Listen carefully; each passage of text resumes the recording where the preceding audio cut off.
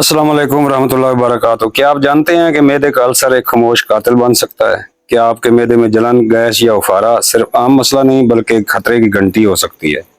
अगर आप रोजाना एंटासिड खाकर वक्ती सुकून हासिल कर रहे हैं तो रुक जाएं। आज मैं आपको एक ऐसा मुजरब नुस्खा बताने जा रहा हूं जो मैदे के जख्मों को मुंतमिल करने में, तेजाबियत को कंट्रोल करने में और गैस और उफारा को जड़ से खत्म करने में मदद देता है।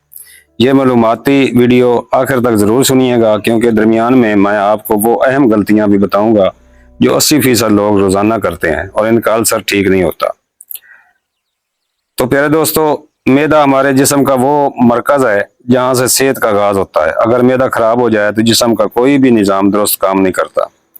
मैदे का अल्सर दरअसल मैदे की अंदरूनी झिल्ली पर जख्म बन जाने को कहते हैं।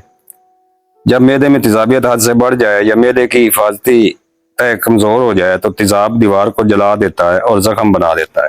इसकी अलामत ये हैं: सीने या मैदे में शदीद जलन, खाली पेट दर्द होना, खट्टी डिकारें आना, मतली, वजन में कमी, बाज़ जरूरतों में कैब में खून भी आ सकता है। याद रखिए, मुसलसल तेजाबियत को नजरअंदाज करना खतरनाक हो सकता है। गैस इस वक्त बनती है जब खाना मुकम्मल तौर पर हजम ना हो। उफारा वो कैफियत है जब पेट सख्त और फूला हुआ महसूस हो, जैसे अंदर हवा भर गई हो। इसकी बड़ी वजूहात जल्दी जल्दी खाना, मिर्च मिसाले और बाजारी गिज़ा, बेवकत खाना, टेंशन और ज़हनी दबाव, कब्ज़ और कम सोना।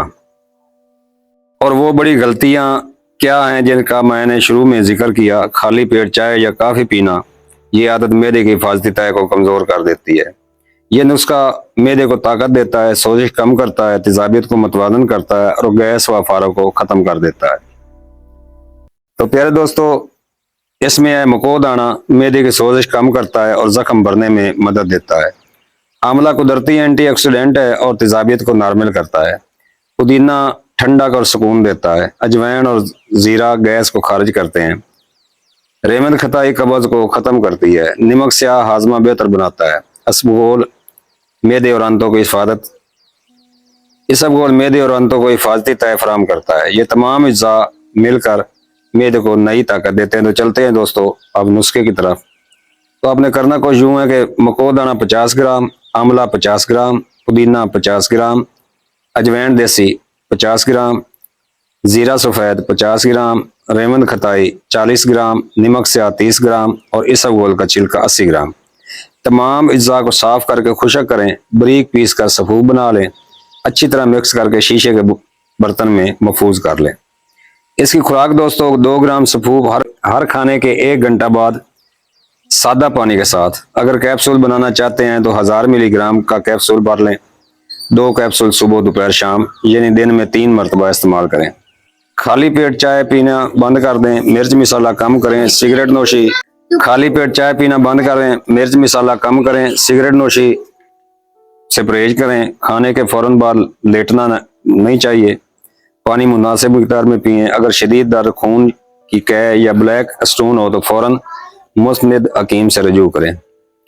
मैदा दुरुस्त हो तो जिंदगी आसान हो जाती है, वरना इंसान ना सुकून से खा सकता है ना सो सकता है।